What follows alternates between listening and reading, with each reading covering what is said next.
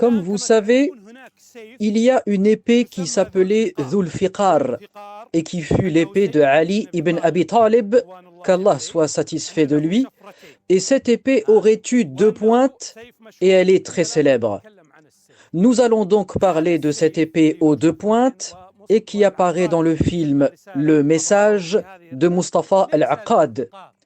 Eh bien, cette épée à deux pointes n'est pas en réalité Dhul Fiqar. Al-Fiqar, c'est une épée dentelée dont les dents ressemblent aux vertèbres de la colonne vertébrale d'un chameau, alors que celle-ci se termine par deux pointes, comme vous le voyez. D'où nous vient donc l'apparence de cette épée? Je vais vous le dire.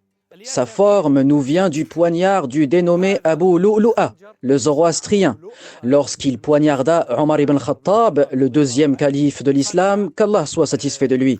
Il confectionna alors son poignard à deux pointes afin de porter deux coups en une seule fois.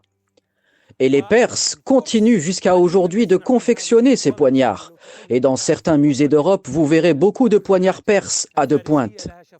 Les ennemis anciens et contemporains des Arabes, ayant donc une position négative envers les Arabes et surtout envers Omar ibn Khattab, car c'est lui qui avait conquis la Perse et qui les avait dévastés lors de la bataille d'Al-Qadisiyah et à Nahawand, ils ont alors fait passer cette épée à deux pointes comme étant celle de Ali ibn Abi Talib, car ces gens voulaient se venger de Omar ibn Khattab.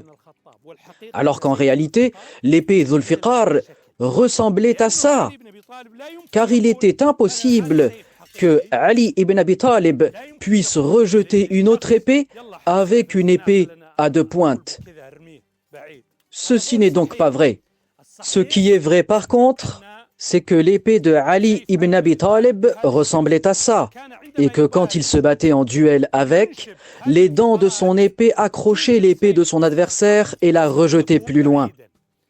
Parmi les particularités aussi de cette épée, c'est que ses dents permettaient à l'épée de pénétrer plus facilement dans l'adversaire, qui finissait par mourir. Et vous voyez de nos jours les couteaux qui sont fabriqués en Occident, et non pas chez nous, alhamdoulilah, leurs lames sont dentelées. Nous devions donc éclaircir ce point, qui est que les ennemis anciens et contemporains des Arabes introduisent dans notre héritage et notre histoire des choses qui n'en font pas partie, et malheureusement nous ne faisons pas attention.